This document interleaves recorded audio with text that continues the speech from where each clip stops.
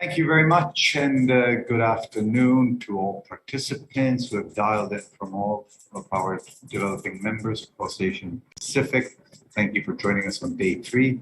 This also happens to be the last session of the forum, focusing on, so we will go through and discuss the lessons learned, key takeaways, what are the steps we should take forward, and of course, it's also your opportunity to ask us questions, which you can do so in the chat box, and I'll pick them up from time to time and have the panelists answer them, or even at times I can call on myself to answer them. I understand there's also live polling going on, so please do participate in the poll, and then we will share the results with you towards the latter part of the session. Session is expected to last about 90 minutes, so we'll try and stay within that. I am joined by very experienced panelists. They're all colleagues at work, and we also have the pleasure of having His Excellency Pen Trinong from Cambodia, who has graciously accepted to be in our panel today as a panelist. So let me just introduce the panelists one by one. So His Excellency Pen Trinong is the Undersecretary of State for the Ministry of Economy and Finance of the Royal Government of Cambodia, and he's also Deputy Secretary General of the General Secretariat, the Steering Committee of Public Financial Management Reform, and he leads the preparation of draft rules and regulations for managing public investment projects. He's also a member of the Supreme National Economic Council, Director for Cambodia on the ASEAN Infrastructure Fund, which ADB is also a shareholder, an alternate director for Cambodia and Indonesia, Myanmar, Lao PDR, Sri Lanka, and Timor-Leste at the Asian Infrastructure Investment Bank. Interestingly, for us of those who are based and live in the Philippines, His Excellency, besides his degrees in trade economics and financial economics, he actually also has an MBA, a Master in Business Administration from Ateneo de Manila here in the Philippines. Next, I'm joined by also Mr. Yevgeny Zhukov. We all call it, better known as Eugene Zhukov, who he's also the Director General for the Central and West Asia Department of ADB. So he's looking after all the Central Asian developing members, including Pakistan. And he's a national of Kazakhstan. He has more than 27 years of professional work experience, of which 26 years in ADB. He's actually one of the few that joined ADB as a young professional and then graduated upwards to becoming head of department. He's had several positions across ADB, Pacific Department. He was in the Department of Budget, People and Management Systems, Strategy, Policy, and Partnerships, and also in the Office of the Secretary. So we welcome Mr. Zhukov also to the panel today. And then we have Ms. Leah Gutierrez. She is similar to Eugene, but she's the Director General for the Pacific Department. She holds a doctorate degree in economics from the University of Pennsylvania and a bachelor's degree from the University of the Philippines. She has over 33 years of experience, professional experience, of which 19 have been at ADB. She's got strong experience as an economist with social sector experience in both project operations and policy research. So then we have Mr. Kelly Byrd.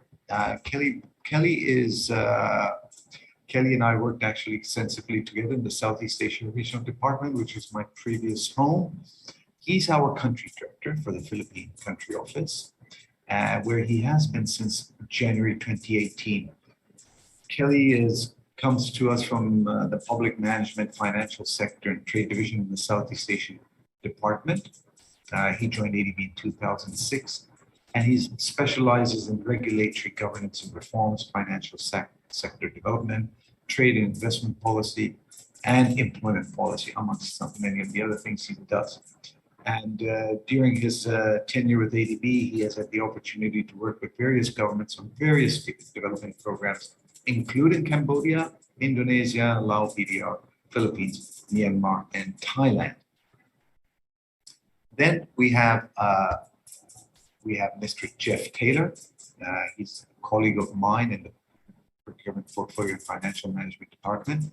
On day one, we were joined by Rustam Kayumo. For those of you who were there, he's similar to Jeff. So Rustam is responsible for Central Asia, for East Asia, Pacific, and Southeast Asia. Jeff is oversees Central Asia and South Asia. So he's director of the Procurement Division 1, and he has been active in public procurement of infrastructure projects for 34 years, of which the last 14 have been with ADB. In his time with ADB, he has been the regional procurement head for the regions mentioned above. He's been the head of ADB's Operational Procurement Committee.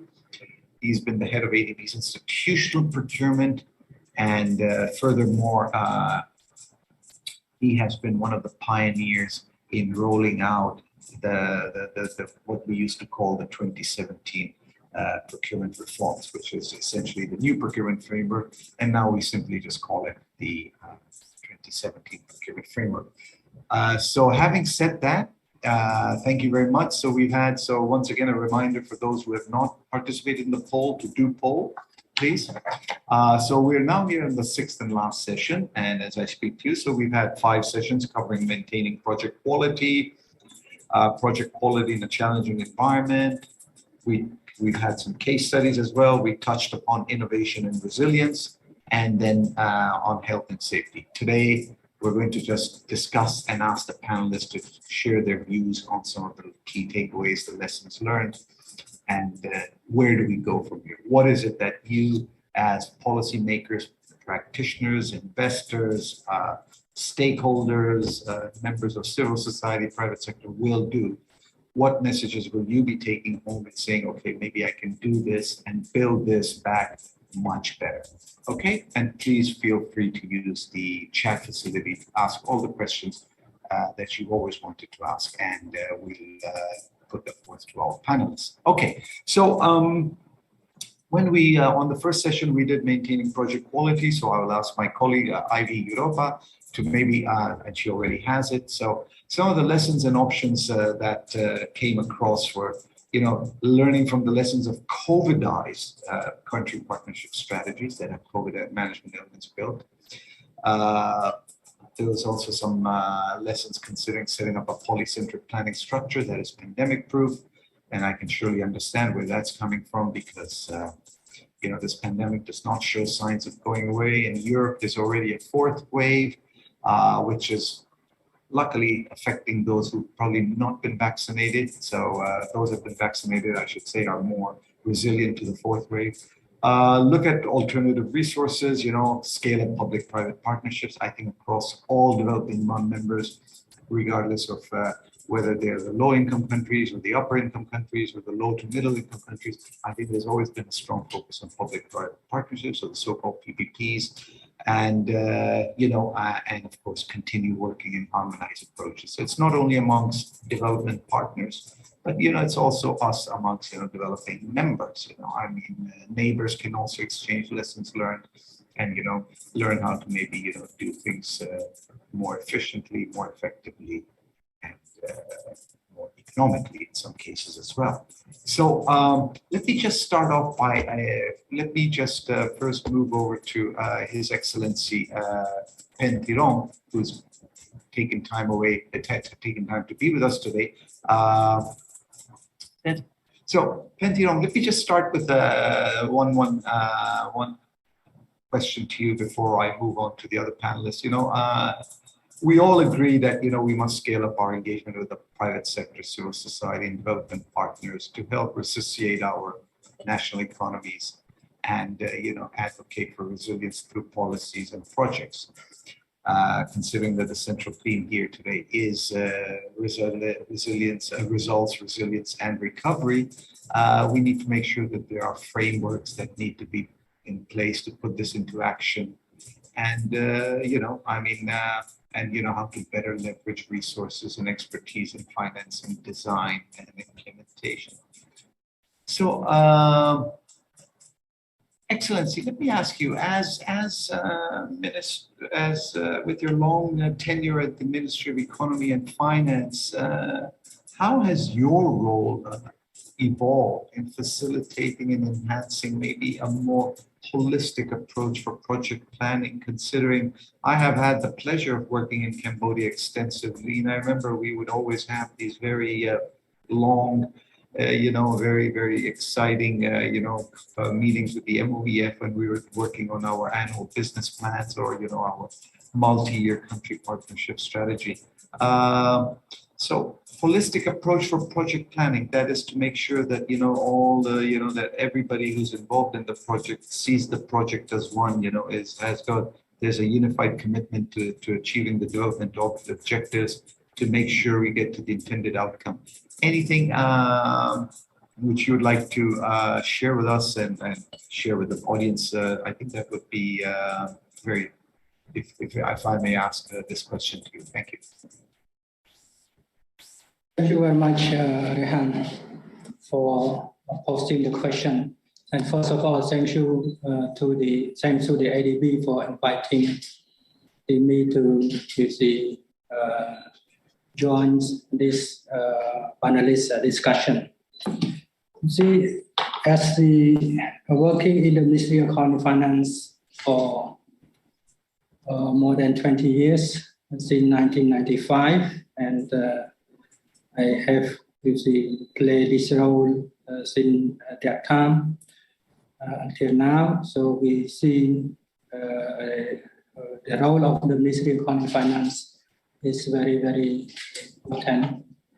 You see, in the development process, a holistic approach, you see, for project planning for those at planning stage. But Ministry of Finance role is also very, very crucial. You see, if planning is not, good, if we cannot implement it, then our quality of planning is not at the level that everyone's accepted, and budgeting is also a challenge. So for Cambodia, first, we have the rectangular strategy. We have 1, 2, 3 until 4 now. We have 4, the fourth rectangular strategy. And from the strategies, we have the national sector development plan, called an SDP 5-year plans. And to implement the 5-year plans, we have the sector strategies, which also consists of the project pipelines of sectors, public sectors. And the project pipelines will be consolidated and will be prioritized by the Ministry of Planning stage. So all public sector projects have to be in the planning stage of PIP, which including the financing from PPP, financing from the ODAs, as well as financing from the national budget and other sources. So this is very, very important.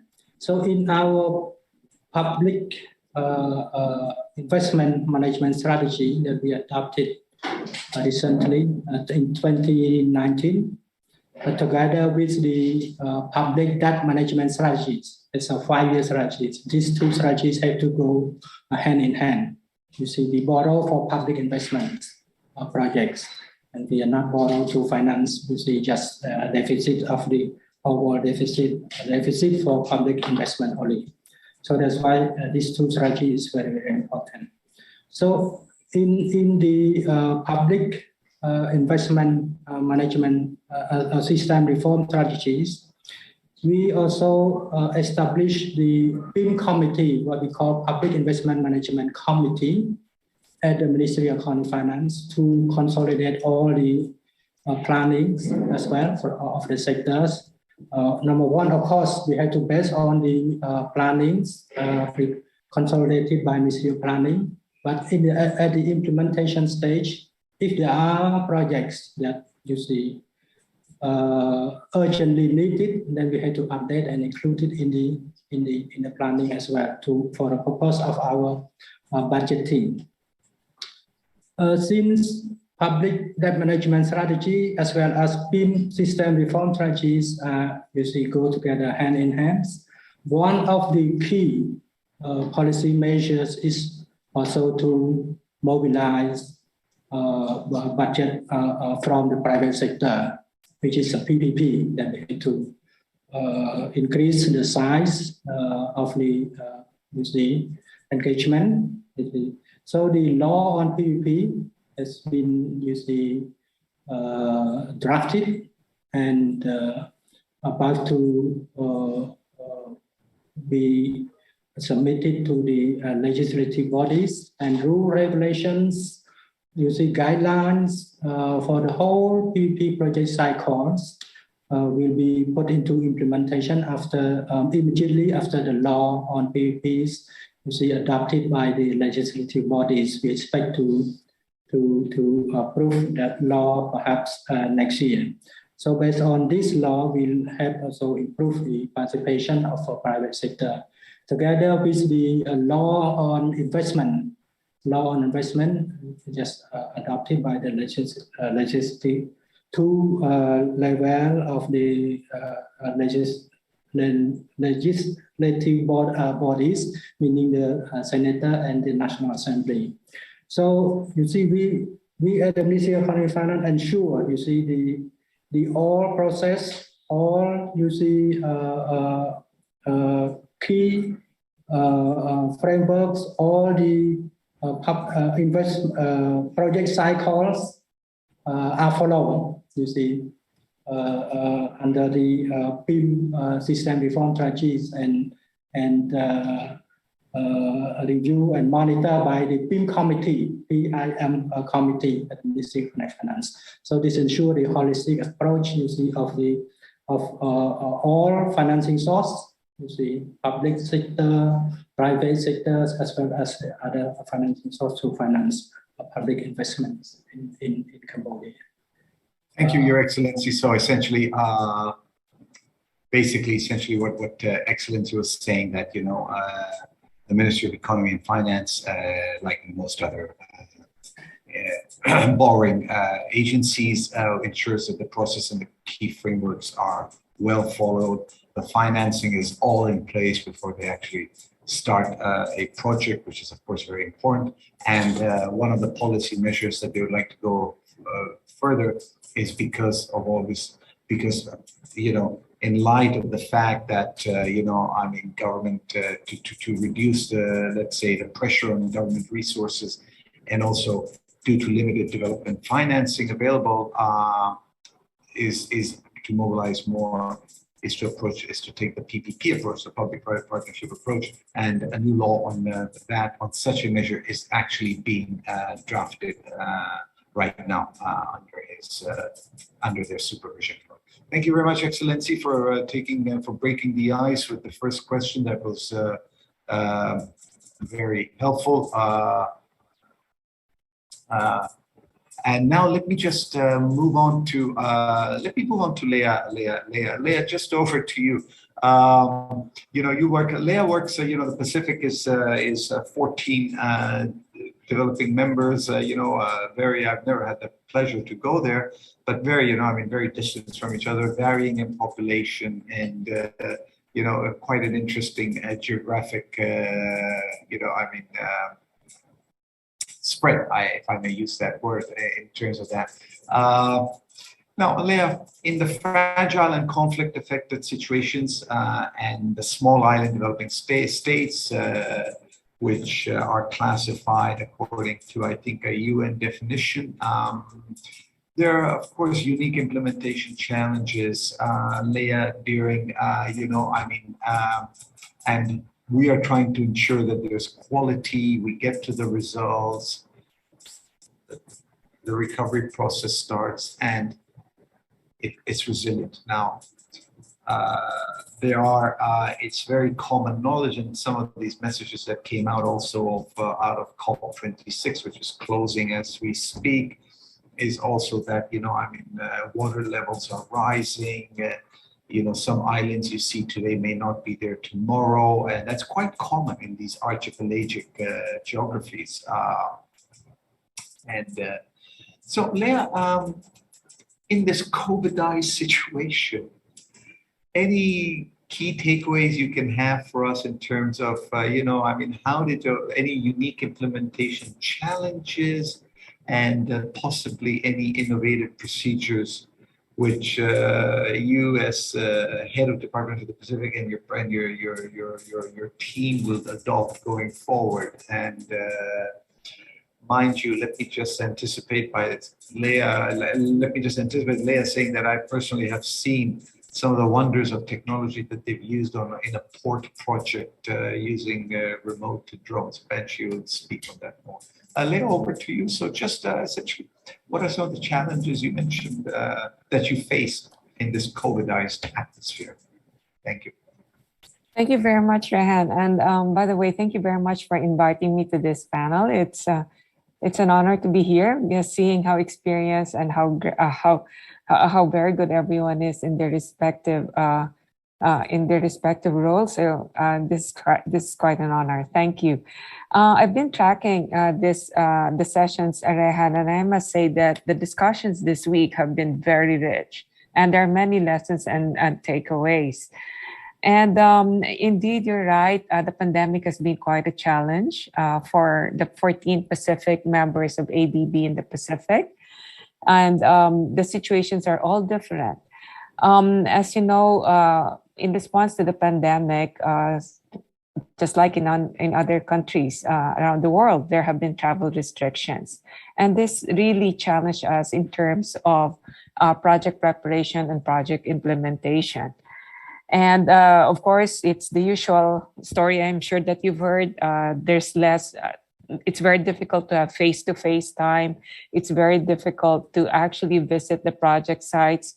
And for the expert support that we may need, consulting support, it's also challenging to bring them into the country.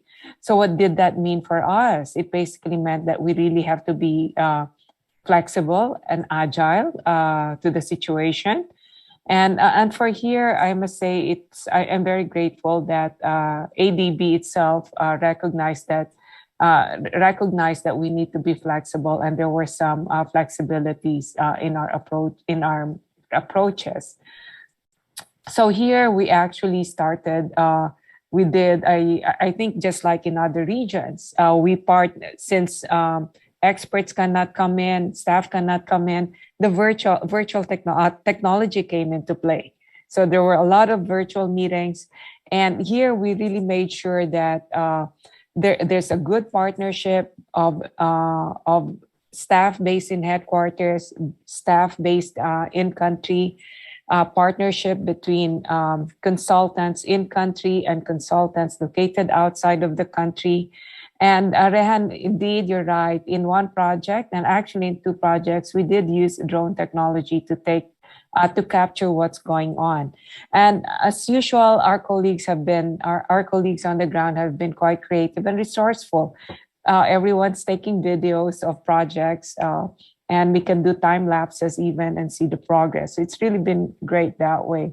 So for us to be flexible, agile, be very quick in adjusting our approaches on what we do on the ground is very important.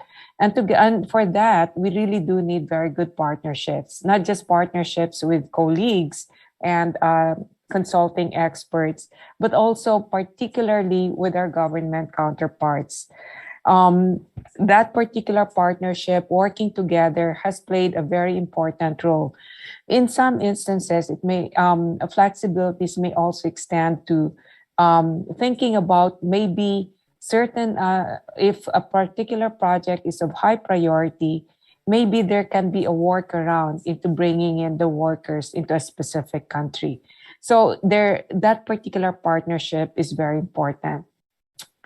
And of course, last but not the least, what is a given is that for all of this, it's important to have that project readiness for our projects. because with amongst our project readiness is actually our plans on what happens if, let's say, a certain some of the risks that we've identified actually happen or are realized, do take place. So it's very important to have that project readiness. And then moving forward, I think we've learned our lessons. It's good that we have that flexibility, readiness. This is what we should always remember. And then in terms of resilience, that implementation resilience, and also other crises that we may face may be climate change related. So we also have to have that resilience to the impacts of climate change. Thank you. Thank you very much, Leah. Now, let me just, I essentially ask my colleague, Eugene, in Central and West Asia. You work over, very, and you work across a very varied set of DMCs, and you've got like 10 DMCs under your responsibility, and you've got some of the big ones, and then you've also got the smaller ones. Just Eugene, investing in quality design, delivery, and implementations, always keeping our focus on an inclusive and green recovery, which is also what President Massa has been repeating at most of his high-level discussions and meetings and all that. And you've been, you're navigating, you're probably using a differentiated approach, under your jurisdiction is, you have Afghanistan, which is now under, where, the situation has become extremely challenging. And then you've got Georgia, which is a highly developed DMC developing member, which is very close to the borders of Europe. So Eugene's region is actually quite diverse and actually apparently very exciting. I've never been there myself, but I hope to do so someday. So Eugene, again, can you just? One of the key takeaways is that's coming across most of the sessions. And the participants are probably picking up this message, is the importance of project readiness and proper planning and maybe the use of technology similar to what I asked Leah. Can you maybe share your insights from a Central Asian region perspective? Thank you.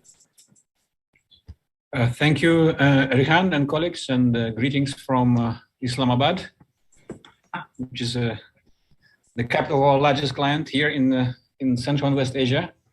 And Rehan, I want to congratulate you and other PPFD colleagues for this excellent forum.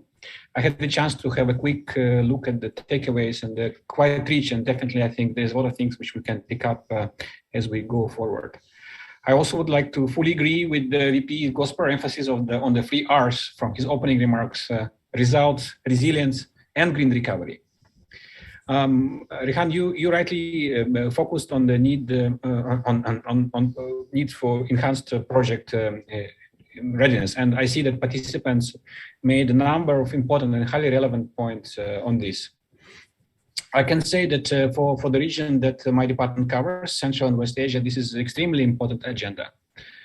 Historically, you probably know yourself, project implementation in a number of our countries has been difficult and fraught, and quite often we have experienced significant delays. However, lately we've started using sort of new project management tools introduced in several of our countries for the moment, so-called project filters that allow us to proceed to the next step in project preparation only after certain milestones have been reached. While in the beginning of discussions of these project filters, there have been some resistance from some of our countries and even sometimes from our own ADB staff. Now we are starting to see quite strong benefits. And one good example I can give you, and this already was mentioned by Adnan a couple of days ago in a separate session, is our Balakot hydropower projects in Pakistan. That's right. We took a conscious decision not to get it to the board last year because we felt that the project readiness was not there. So at the end, we went for approval this year, and the project already has been committed, and procurement is proceeding apace. Also, Rehan, ADB has been enhancing its suite of products that allow us to advance the design of our projects. And here, I would like to specifically talk about ADB's Project Readiness Facility. This facility allows the countries to borrow funds to prepare the detailed designs of the subsequent projects. And across the countries covered by my department, the take-up of this facility has been uneven so far. But I can see that in the countries and sectors where we pursued these project readiness facilities, or PRFs, project readiness has improved significantly. Again, I'll make a case in point in Pakistan. I'll talk about Pakistan KP Bus Rapid Transport Project in Peshawar. For this project, the PRF, or as it used to be called then, Project Development Advanced Facility, PDA, it was approved in 2016. And the ensuing loan was approved only subsequent year in 2017. And Rihan, already in 3 years, by August 2020, in 3 years, 93% of all civil works have been completed and customer operations already commenced. I think it's a remarkable achievement which we would want to replicate elsewhere. Actually, I had a chance of personally use it yesterday, and it's quite remarkable. I also note that quite a lot of discussions have been made on the use of technology in project design and management. And I believe this is an extremely important point. And the ongoing COVID pandemic has restricted the access to project sites on many occasions. The same for us as for Pacific Department colleagues. So smart use of technology such as artificial intelligence, GIS, and drones can help at least to partially overcome these issues. As you mentioned, Rehan, the 10 countries in ADB Central and West Asia region face quite unique and different challenges. And it's important that we use a differentiated approach across our countries to take into account varying capacities of the governments and counterparts, and also of local labor and constructing industry. I think this is the point which was made by Candice from Azerbaijan Mission a couple of days ago. So we cannot design projects the same way in upper and middle income countries and fragile and conflict-affected countries.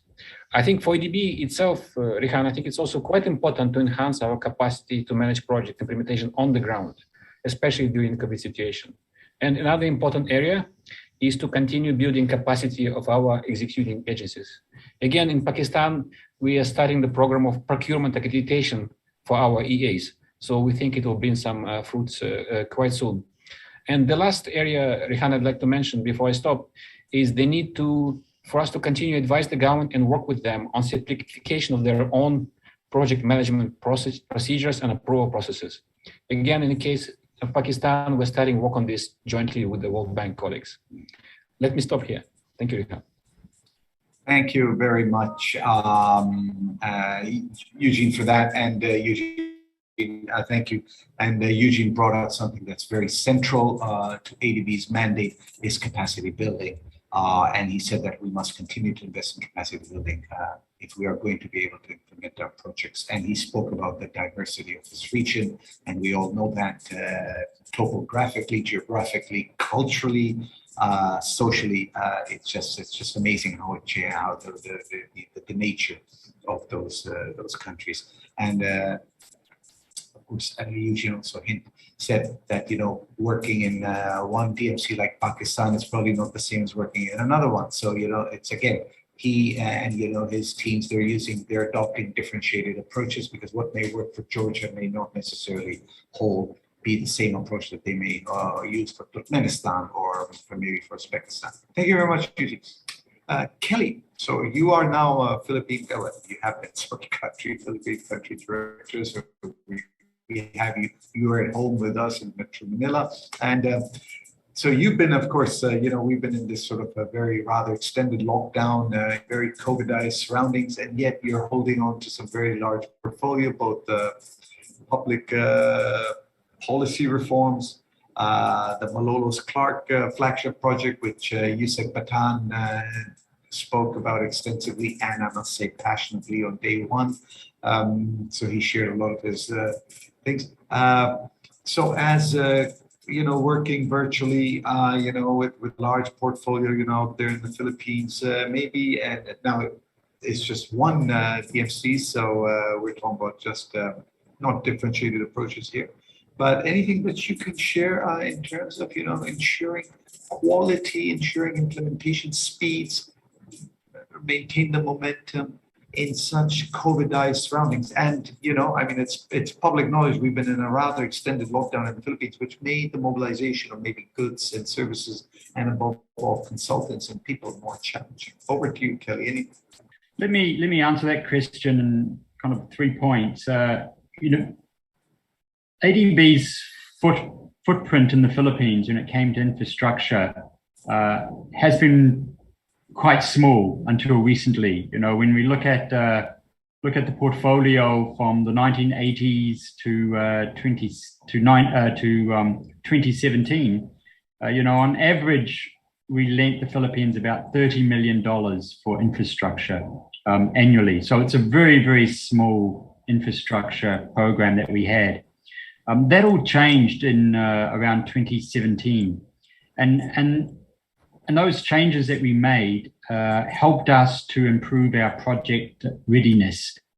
So the first change was, and the 5 takeaways that we have for project readiness is that, making sure that we have the resources available, that we follow a robust project preparation process, and safeguards and procurement and capacity development. So let me just touch on the first one, resources. Back in 2017, we approved what we call the Infrastructure Preparation and Innovation Facility.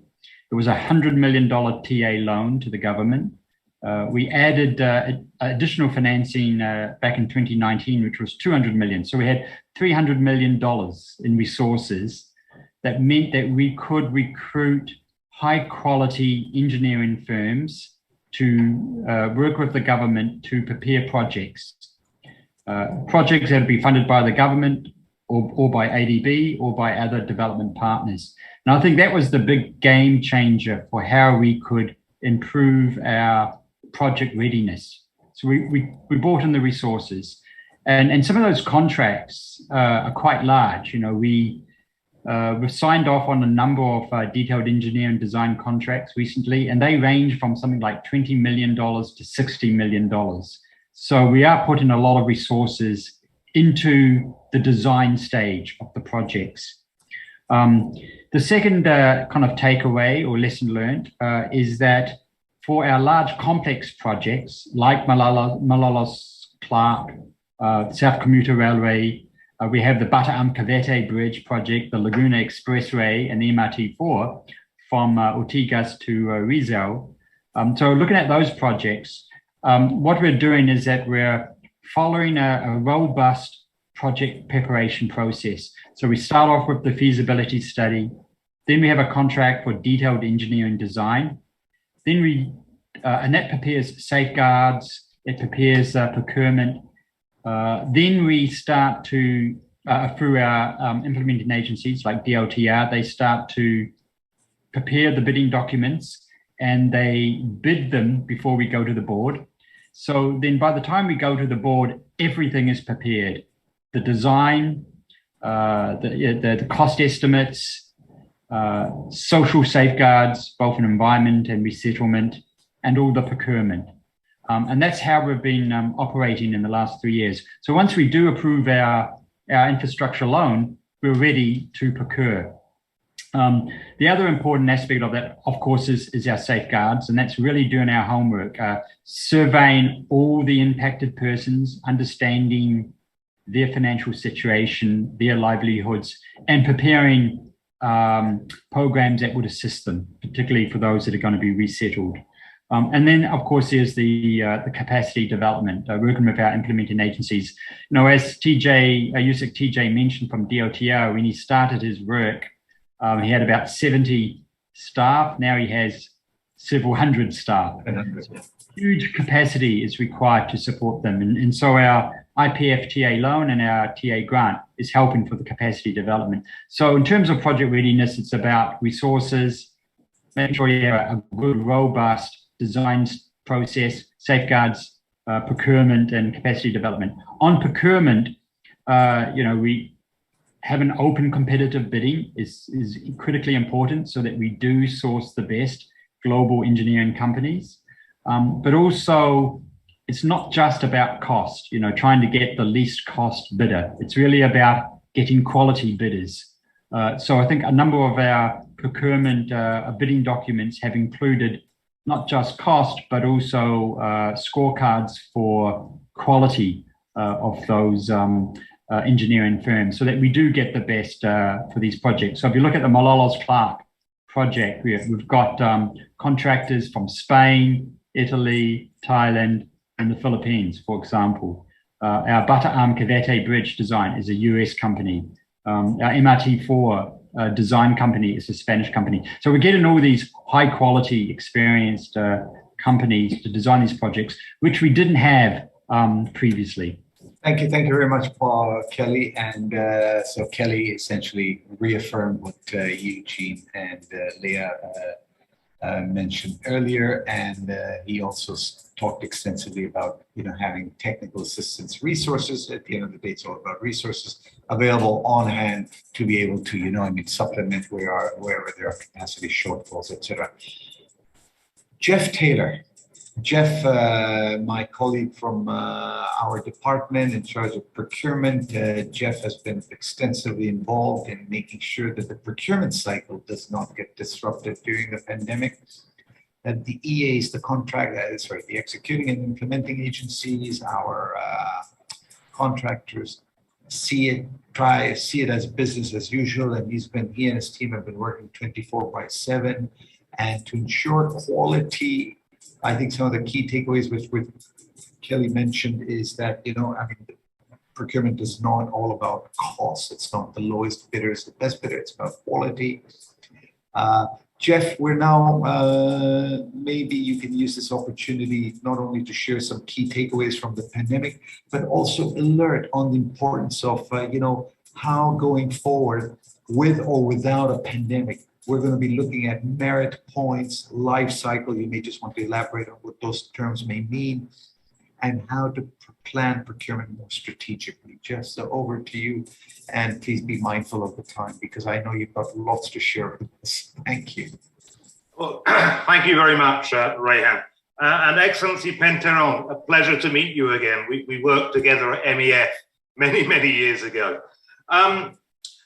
One of the lessons and takeaways from the pandemic, from a procurement perspective and an operational perspective, is whilst the pandemic is undoubtedly an ongoing crisis, it has also been the catalyst for positive change in the way that we approach projects, the way that we approach transactions, this being a great example of a positive change and the ability to reach out lower cost with less environmental impact more efficiently and effectively, although nothing will replace in the end face-to-face meetings for some interactions. But what I've seen on the quality, and I'll first think about the project or portfolio as a whole, because we have had to be very efficient and very effective in fiduciary oversight, we've had to move the procurement and fiduciary function and FM function upstream into project design. And that is already paying dividends and benefits in better quality design, which will lead to better quality implementation. So the first takeaway I have from this is really, and it was one of the cornerstones of our procurement reforms anyway, but strategic procurement planning at the outset is significantly adding to the quality of the portfolio. And that brings in Kelly's points, including building in quality at a transactional level, whether it's through the Malolos-Clark merit point evaluation, not just for the consulting firms, but also for the contractors, for hundreds of millions of dollar contracts. And that has been a significant success. And especially bearing in mind that whilst we're here, we're talking about processes, we're also thinking about physical implementation on the ground. The quality of the contractor implementing whatever the infrastructure asset is critical to the development objectives and the success of the project. And also it's highlighted for me the need for flexibility in terms of implementation. Old adversarial contract models don't work well in a crisis, and they actually don't work that well when there isn't a crisis either. So more collaborative and partnership contracting models are more appropriate. They deliver more value. Contractors don't hold you for ransom. They don't put in claims for every variation. And I have seen very interestingly in markets that are traditionally adversarial and transactional, a lot of attention, quite rightly, being paid to the financial health of the contractors, because it's in nobody's benefit if you drive a contractor into the ground because they can't perform because of the pandemic. You then lose all of your asset. You have the contractor off-site, you have that asset deteriorating, and then you've got to go through the whole procurement process again. So more collaborative contracting models will deliver more quality in the portfolio. So it's about building in quality up front, but it's also about using technology. And a number of my panelists have touched on this. And one of the things it's highlighted for me as well is it's essential to have electronic procurement systems. It allows you to carry on transacting. But the same is true of contract management. The same is true of payment. The same, as Leah has pointed out, the same is true for oversight. Potentially using GIS and remote sensing technology to measure physical progress comes at much lower cost and much higher efficiency, and also, of course, much higher transparency, because anything that's captured as data can then just be pushed, published, and shared, so that the general public and our key stakeholders are aware of our activities. We're highlighting it, and we're meeting our mandate of accountability to them quite properly. So there has been many, many challenges in the pandemic, but also I think a catalyst for positive change. And it has pushed me and my colleagues to actually embrace technology and use it more effectively and efficiently, because we have to. Whereas when it was just a choice of a piece of paper and adopting a new system, it's easy to be conservative. But when it's the only way to deliver, you've got to do it. Thank you, Rayhan. Thank you very much, Jeff. And just for the audience benefit, Jeff touched upon merit points. So merit points are basically, it's like, it's scoring the quality of the bid just in addition to the price. So for example, if the bidder's offering, if he's going to be bringing in a sound environmental management plan, or it has a strong corporate social responsibility plan, what we call the CSR, or was going to be taking extra efforts to enhance gender inclusion into the project, etc. Those are the kind of things that would get extra points and during the evaluation of the bid. So Jeff, thank you very much for that. I just wanted to go back to His Excellency Penn, and Excellency, I think not only has Jeff crossed paths with you before, but I've also had the pleasure to meet you at one of my several visits in Cambodia. So it's nice to see you on the screen again. Hopefully we can meet in person again someday. Excellency, from your as a minister from the Ministry of Economic and Finance, from the perspective of a borrower, and working closely with ADB and the World Banks and AIFD and all the other development institutions, and ADB is working towards this prosperous, inclusive recovery of Asia and the Pacific. So I was just going to ask you, and I will also ask my other panel members to maybe think about this, is anything specifically which you can see for the benefit of our participants that ADB can do to facilitate, let's say, better, stronger collaboration for recovery within the region and recovery quickly? Just as a background, ADB has, earmarked $20 billion of what we call the first response to the COVID pandemic, which was both for, it was a form of, budget support and also project support. We then floated in almost about a year ago. We very quickly responded to the need for vaccination. We approved what we call the board approved the $9 billion Asia Pacific Vaccine Access Facility. And so now we've done those.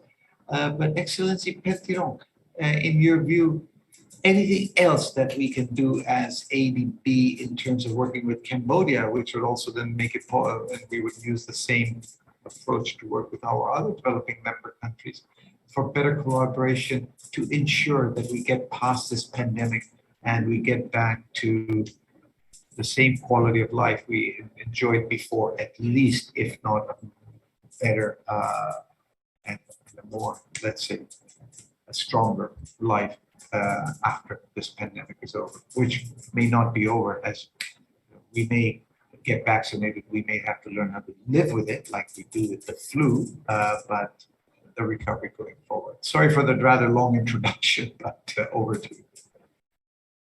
Thank you very much, Rehan, moderator. And thank you, Jeff Taylor. It's nice to see you also. And I have the opportunity to meet other colleagues from ADB also, like Byrd and others as well. So from this panelists.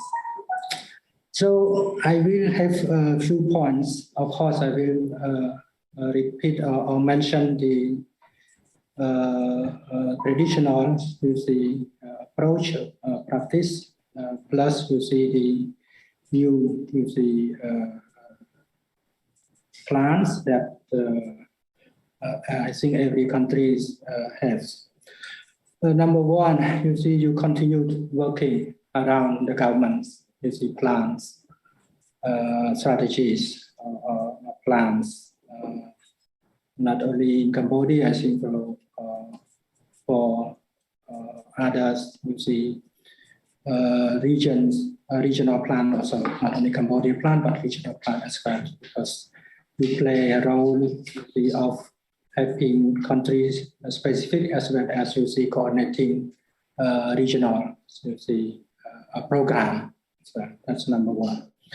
And number two, a flexible approaches to adapt the country context, because countries normally have a little bit different from one to another, not much, but sometimes a bit different from one to another one. The capacity building is still, very important, to support the country members, but capacity building should not be burdened on one DPs or one development partners. It has to be participated by other DPs also in the countries. So that's very important to have building capacity, improving in-house capacity, improving the ownership and leadership of the country. That's very, very, very important. So close coordination with other DPs, of course, continue. It does not mean that ADB has not done that, but continue to have close coordination with other DPs as well. Another important one since pandemics, we every country has the post-COVID or during, maybe not post, but during and post COVID-19 recovery plans. So this plan have shifted a little bit, some major, also some sectors and measures shift in terms of priorities. So of course, although Cambodia has not yet approved the during and post-COVID-19 recovery plans, that we have 3R also: reform, resilience, and recovery. So we also have 3Rs in our post-COVID recovery plan. So working with the government, to support the implementation of this plan, and this plan is going to be launched, I think, soon by our government minister. That's the key points that I have. Thank you. Back to you, Ben. Thank you very much, Excellency. So essentially, as Excellency, if I can just summarize his key points with that. Maybe in the region, capacity buildings should be maybe to some extent be in coordination with other development partners. ADB should not necessarily go in it alone. The post-COVID recovery plan must include the 3Rs, and I think that's an excellent point that Excellency made, that we must ensure that any post-recovery plan must have resilience results and recovery built into it, and of course always, as always, the regional programs or regional plans should have flexibility, which can they basically adapt to possible changes in the country context. So thank you very much, Excellency, for sharing those three development points, three major points. Let me just go back to my colleague Leah in the Pacific. Leah, a lot of work in COP26. Climate resilience, climate risks action. We saw the youth there. The action has to be now. Cannot wait any longer. There's been some interesting commentary which came out of there in the Pacific as part of moving forward towards, let's say, leaving the pandemic aside for the time being, but inclusive green recovery and prosperous. Are you investing more in climate proofing some of those projects which we're going to be doing in the Pacific to ensure that we'll have a more stronger and resilient Pacific region going forward? Any comments on that? And maybe also on collaboration. We know how important it is to collaborate in the Pacific Department with external stakeholders and, of course, co-financing partners. Thank you. Thank you, Rehan. In fact, for us, as you know, this year we have the Pacific Approach 2021 to 2025 endorsed. So the Pacific Approach guides our operations in the next 5 years in 12 of our Pacific members. And at the very heart of the Pacific Approach is actually resilience. So it's actually resilience. And cutting across all our work is climate change. Climate change is very much a priority in our Pacific Approach. At the same time, gender is also very much a priority in our Pacific Approach. Now, moving back to climate change, at this point in time, we do climate proofing at the project level. And we're doing this in every project that we do. We ask ourselves, how can we actually climate proof this? That's a given. That has to be part and parcel of every project that we do. But now we're looking at moving beyond that. We're looking at something that's more at the national, if not the regional level.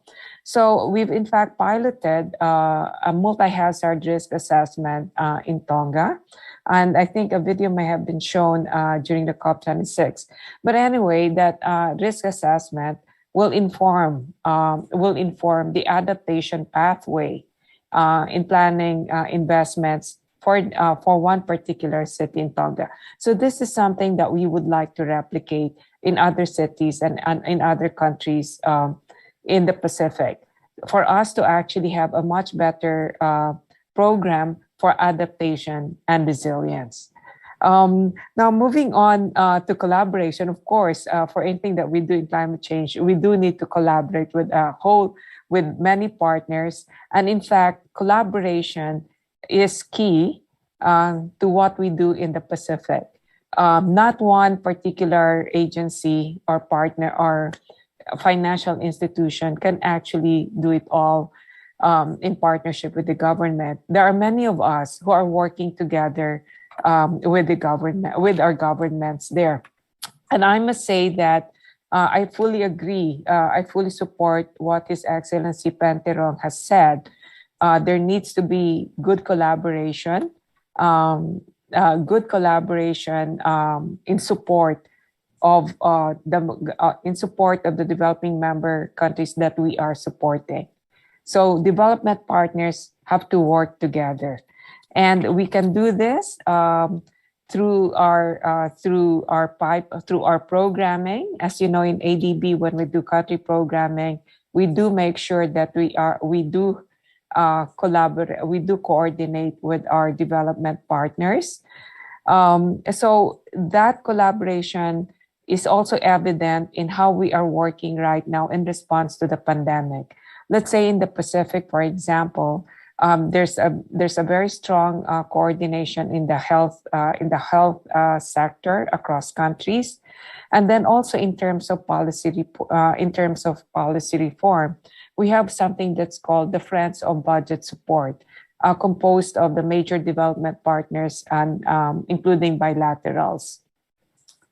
Next, I definitely also agree with what His Excellency said about the differentiated approach at the country level.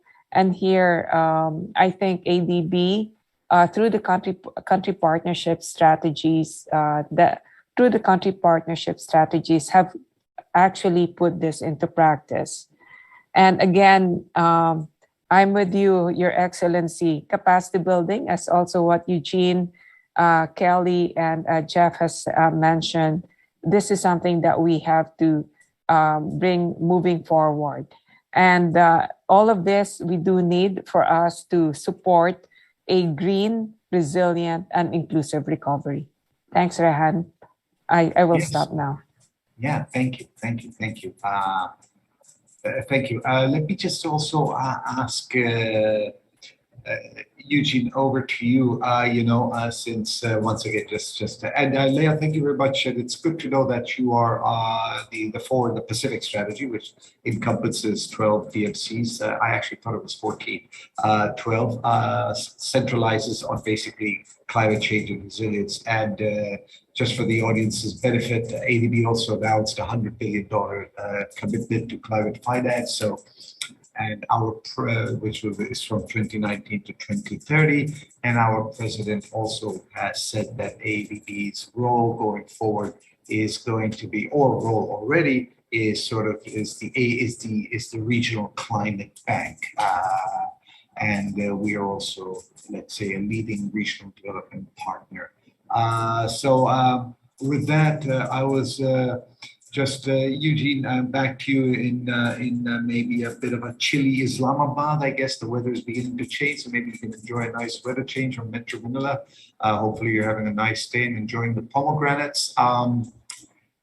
What is in Central Asia? Is collaboration must be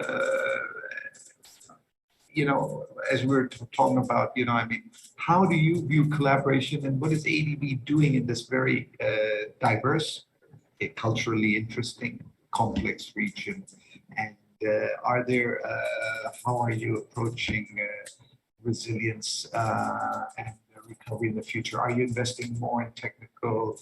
Are you shifting more resources towards capacity building, towards climate, etc.? Over to you, Eugene. Thank you. Thank you, Rehan. And indeed, I'm enjoying the very nice weather and very delicious pomegranates.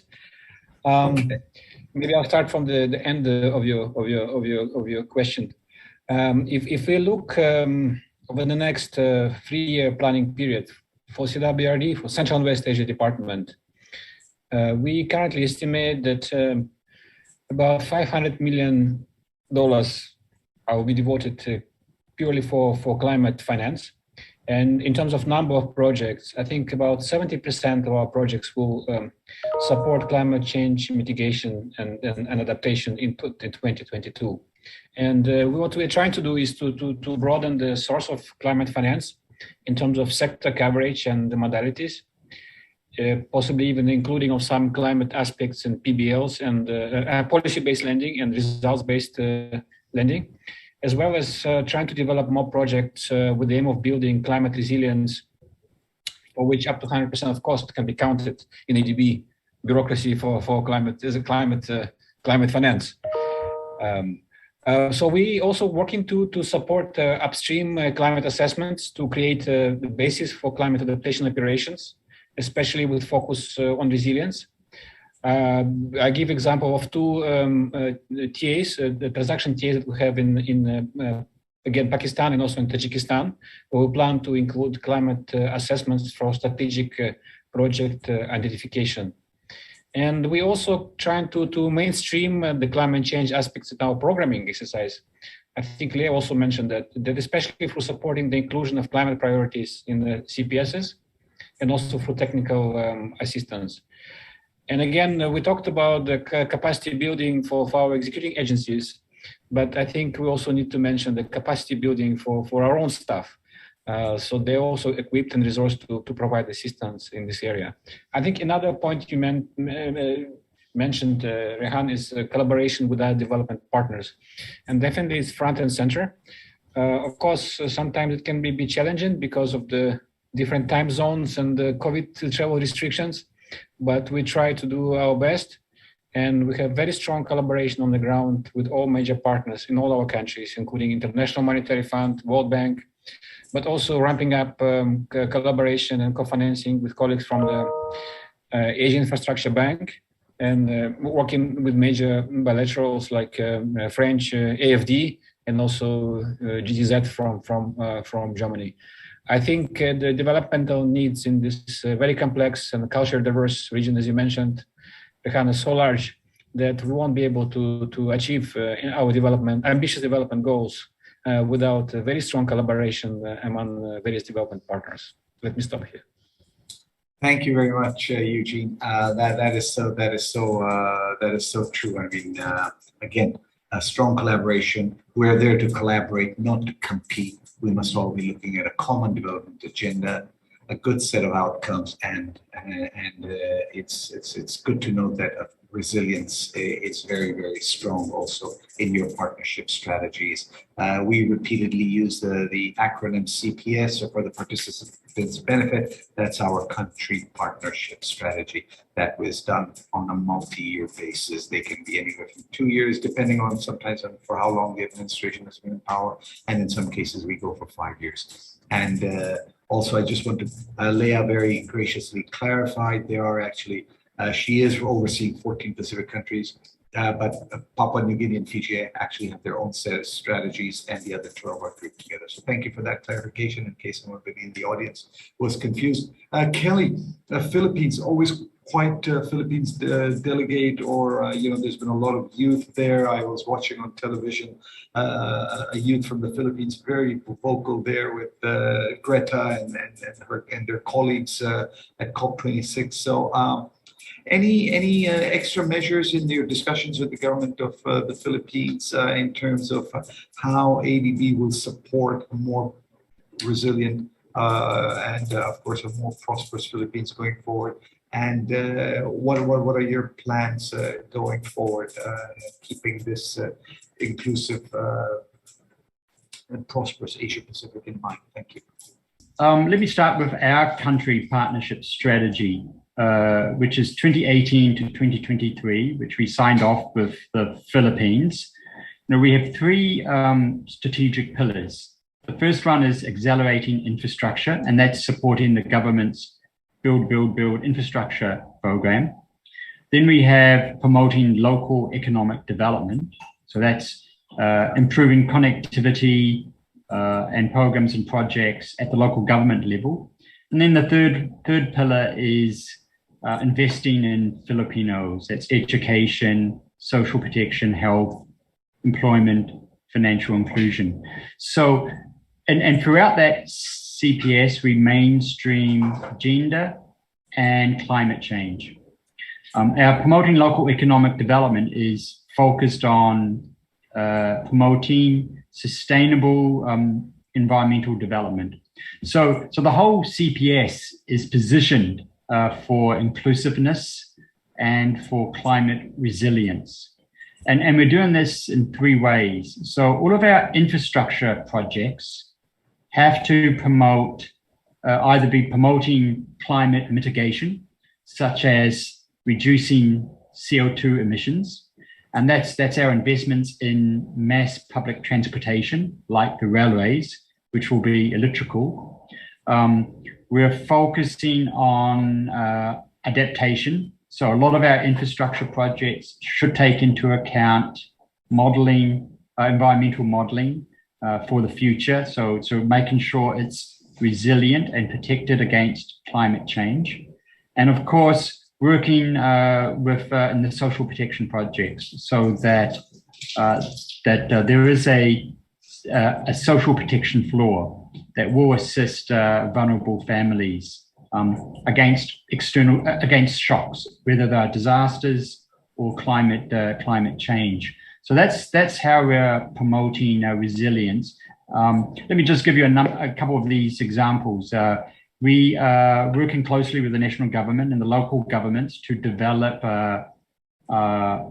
projects that will promote sustainable environmental development in the tourism sector. So we're focusing on Coron, El Nido, and Baguio. And these are investments in public utilities like drainage, sewage, clean water, solid waste management, which is an area that's been underinvested in the Philippines. And that's really is designed to expand the carrying capacities of these three cities in terms of coping with tourism, so that it doesn't damage the environment. And so those projects are now under preparation. What we're preparing now, which is in our program for next year, is ADB's first policy-based loan on climate change. So it's going to be a program that's 100% dedicated to climate change, and it will focus on climate mitigation, adaptation, and green finance. And as you also know, that most recently ADB's announced its energy transition mechanism, where Philippines has signed up on that. In fact, it's one of our closest partners for this initiative, and that's looking at ways to help the Philippines transition away from coal-powered plants to renewable energy. So these are the areas that we're focusing on in terms of a sustainable, environmentally sustainable, resilient, inclusive economy. I'll finish there, Rihan. Thank you very much. Let me just go to Jeff. Jeff, just changing, not on, since you're not, since you're part of almost every region and in every project cycle, but I just wanted to change the question a bit in terms of just going back to what I was touching before. I mean, actually picking up from collaboration itself per se. You know, Jeff, one of the things, and just to share with the audience, is that what we have seen, we did some analysis in our own department, and we saw that there was a very, very interesting balance shift in terms of, and this is, again, this relates to resilience, and I'll clarify that in a second, that in some regions like East Asia, the domestic contracting capacity is so strong that in light of a pandemic or an external, let's say, event which disrupts national economies, national systems, they were still managed to cope with, you know, the projects which were being built, et cetera, which had to get implemented because they had such a strong capacity.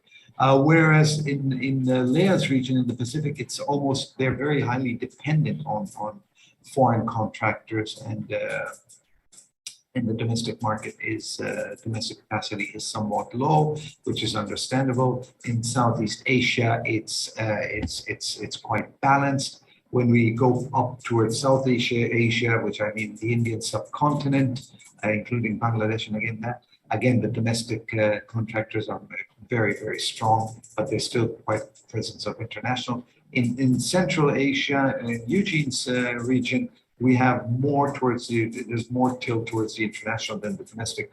And so that's just an interesting, just a very panorama for you, for the audience in terms of, you know, the presence of domestic and all that.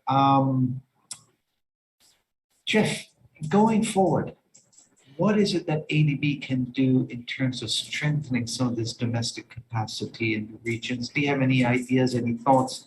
Not asking you to make a commitment, but any ideas or thoughts? And is there anything we can do from a regional perspective, maybe having a technical support team of regional contractors, or some sort of a regional commission which involves both international, local contractors to help us maybe better to be more resilient in, God forbid, no, but in the next external event which may happen or may not, hopefully will not happen. But any ideas, just let's say planning for the next 20, 25 years? Yeah, thank you very much, Rehan. And that's an excellent question. And it's one we're currently looking at from a procurement perspective for small island developing states, fragile and conflict-affected economies.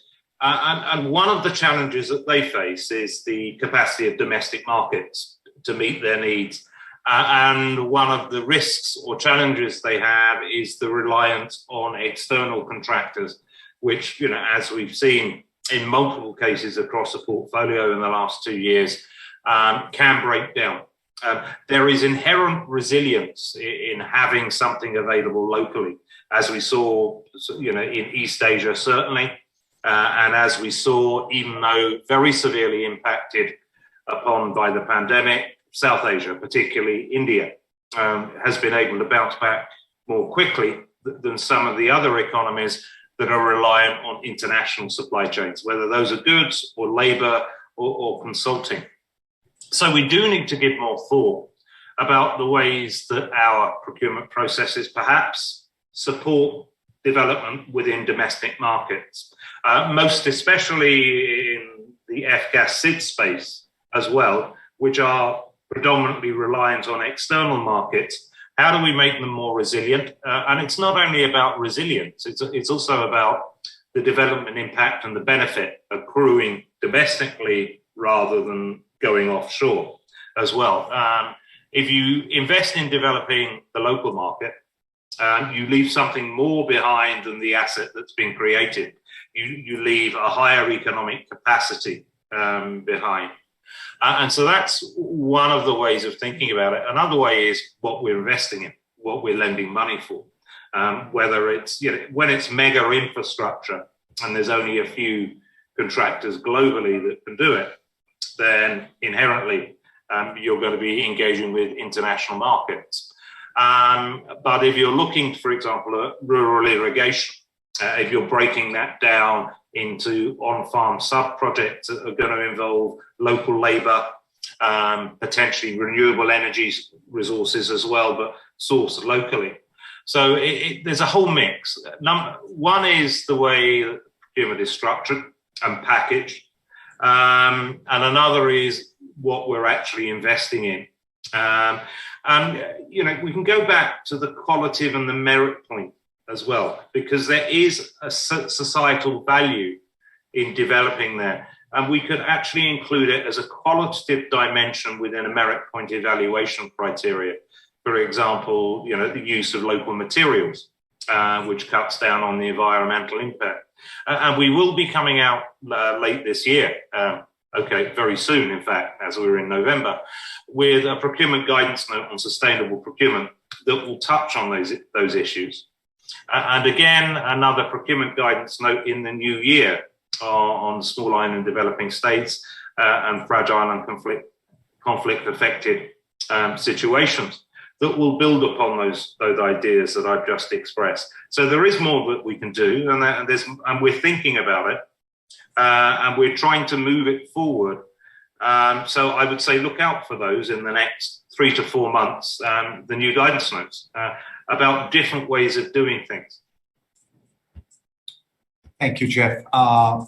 Jeff, just for the benefit of the participants, you talked about waiting, looking out for these for the next 3-4 months. Very quickly, where can they find and source all this information? Because I think guidance notes are very, very critical, and it's good for the people to know. I mean, these will be shared externally as well, I assume, right?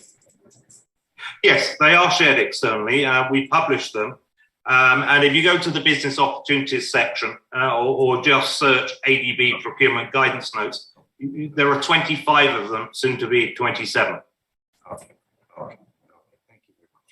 Thank you. So we're coming. Yeah, no, go ahead. We can share the link as well with all participants here. Sure. Sorry, I didn't get to some of the. Anyway, so just to get to, we're like almost about 9 minutes away from closing. There is, I understand there's a. Do we want to just show the results of the poll now over to the team, or should we do it towards the end? Can anybody give me some quick guidance on what we should do? Should we do the polls now? I understand the results already. Learning from the current pandemic, which of the following do you now have to help you take action towards enhancing? Okay, so that's the result of the first question, and I think I understand the poll is still going on. So the majority basically was on policies, but I see that knowledge is also picking up quite rapidly. In fact, there's a tie between knowledge and policies. So maybe this poll is still in action. And Jeff, in the meantime, Jeff, maybe on the public chat, you can put that link because this is, the Zoom chat is just for the team that's behind the event. So we will post this link to all the guidance notes and the procurement and all that. Okay, we only have 6 to 7 minutes, so I'll start with His Excellency Penn and then ask all the participants to limit yourselves literally to a minute or less, very telegraphic. Excellency Penn Tirong, 1, 2 key takeaways, guiding lessons or words of, let's say, pearls of wisdom to our policymakers, practitioners, implementers, project stakeholders, and what should they do when they leave this? What are your 2 guiding things? I mean, is it strong communication at all times? Is it ensuring that there's adequate financing? Is it to ensure that health and safety above comes first? Which there was a session on health and safety. We didn't get a chance to get too much into it at today's session. But just a couple lessons, and then I'll ask my other colleagues in order for a conversation going forward. Thank you. Thank you very much. So I have 1 or 2 points. Listen to the countries' views, the policymakers, countries' perspective. This is very, very important. For different partners, including ADB. For this, pandemics, the communication ways has been totally changed. So use of the, as much as possible, the local expertise, including what Jeff has mentioned about the capacity of the local market, to deliver the projects as well. Of course, the policy has been changed, in every sectors. I don't need to list down all the sectors, including tourism, health. So listen to the countries. It's very important, and use more local expertise together with the high technologies. Oversight from the far distance. Thank you very much. Thank you, Excellency. Very kind. Leah, over to you, please. Just very quickly, literally anything. For those project implementers out there, resilience, recovery, results. What should you do? Readiness. Okay, I think for me, just 4 words. 5 words. Project readiness, agility, flexibility, and partnerships or collaboration. Thank you. You said 5, but you left us with 4. Was there a 5th one? Collaboration. Okay, collaboration. Kelly, you're next to the screen, in the order of the screen. May I go to you? Okay, thanks, Rehan. I think I've got 3 points. The first one is, for countries that are, to take a holistic approach to infrastructure design and development. And I think this is where I think the Philippines has done very well through their Build infrastructure program, where they have a combination of different types of infrastructure that they're building. Mass public transport, they'll have bridges that are linking islands to improve connectivity. They're building elevated pedestrian walkways, and these are all designed to decongest the major urban cities, to help promote economic development outside those urban cities, but also designed to help to reduce, CO2 emissions. And a lot of these infrastructure projects take into account gender-sensitive approaches. They are designed and aligned in areas where it will help promote or increase school participation by reducing the travel time for schools, for students, and it's also improving access to health facilities. You build a bridge in Samau Island to Davao, you're then improving Samau Island residents' access to education and health facilities in Davao, for example. So it's taken a holistic approach where you can target those different outcomes. The second a point that I'd like to reiterate is making sure you've got the resources there to design quality projects.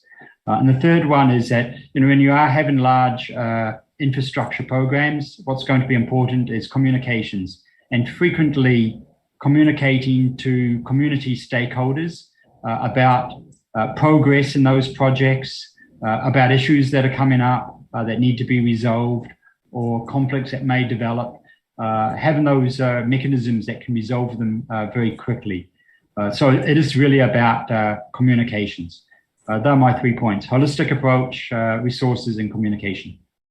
Thank you very much, Kelly. Yes, I couldn't agree more. And communication, everybody, is not just emails and text messages, but it's actually going out there and speak to people in person as well to get that message across. Eugene, over to you. Any last few key words, maybe 2-3 words that you would just like to give to our colleagues before we sort of close the session, close the event? But I'll go back to the points which I made in my first intervention, and I think colleagues also focused on that. This project readiness. But when we talk about project readiness, I mean, we have to be specific. And again, I want to mention a couple of things which I think are important. One is introduction of and sticking to, sometimes in a painful manner, with the project readiness filters. So not rush processing, approve the projects until all the milestones are agreed to. And also to supplement what Kelly was saying previously, is that investing up front into project design through the use of the new instruments that EDB has put in place, such as Project Readiness Facility. Where we have implemented this has worked actually quite well and resulted in much better project implementation. Let me stop here. Thank you very much, Eugene. And again, audience, colleagues from the countries, from civil society, etc. Please, I think this concept of project readiness, please do not be shy. I think Eugene made a very good point that if the project is not ready, it will not go for approval. What's the point? So make sure that all the designs and all the procurement, everything is in place before. And do not be shy of borrowing for project readiness. I mean, as I mentioned in the first forum, we have some very interesting modalities at rather attractive rates. So we do encourage you to adopt a very strong project readiness approach. Jeff, very quickly, how are we going to, very quickly, what are some of the key actions we'll take to help further make our procurement more efficient? And by that means reducing the time it takes to advertise from the time we sign the contract. Anything, I know we've discussed a lot this internally. Yeah. Maybe some, Yeah, the pandemic has been a huge stress test for the supply chain, for the procurement process. So I would like to take the much used phrase, build back better. So we've seen supply chains break, we've seen procurement processes break, because, and we've seen them stress tested to disruption. So build them back better. Look for more efficient procurement modalities, look for quicker ones, single envelope versus 2 envelope, use of electronic systems, use of more flexible contracts and so forth. So not only build back the infrastructure better, build back the processes better. Thank you very much, Jeff. Let me just introduce our MDG, Wu Chong-Kung, will deliver the closing remarks. And before we invite him to deliver the closing remarks, let me just once again let me please join me in applauding virtually, etc. Thank all the panelists. Thank you, Excellency Pentirong, for taking time away from a very hectic and busy schedule and dialing in and logging in from Phnom Penh, Cambodia. Thank you very much to Leah Gutierrez from the Pacific and Regional Department. Thank you for your time and guiding words. Thank you very much, Eugene, for taking time off. I know you're 3 hours behind from Manila in Islamabad. Thank you for joining us today. Your insights into the region, into Project Readiness are very, very important. Kelly, thank you very much for coming in from the Philippine perspective. And Jeff, thank you very much for from the procurement perspective as to what we're doing in terms of the procurement cycle. Audience, as always, we always wish these panels would be longer and have an open session and to meet you in person. Let's hope next year we can maybe meet again, reconvene in ADB's headquarters once, and maybe do one at a regional level and meet you all in person. But thank you for being patient with us, joining us for 3 days. Thank you for sharing your questions. I didn't get a chance to get to some of those questions because of the time, but you know where to find us in the resident missions. We're away by email. You can always contact us for any further questions or clarifications. Talk to your colleagues. With that, I want to thank everybody, to all the panelists. Thank you very much for your time again. And to all the audience, stay safe, stay well. And I always say stay curious, because you'll probably be able to get some more lessons learned, which you can maybe come back and share with us next year. And I turn it over to MDG Wu Chong Ong, the Managing Director General of ADB, to deliver the closing remarks and close the event. Thank you very much and have a wonderful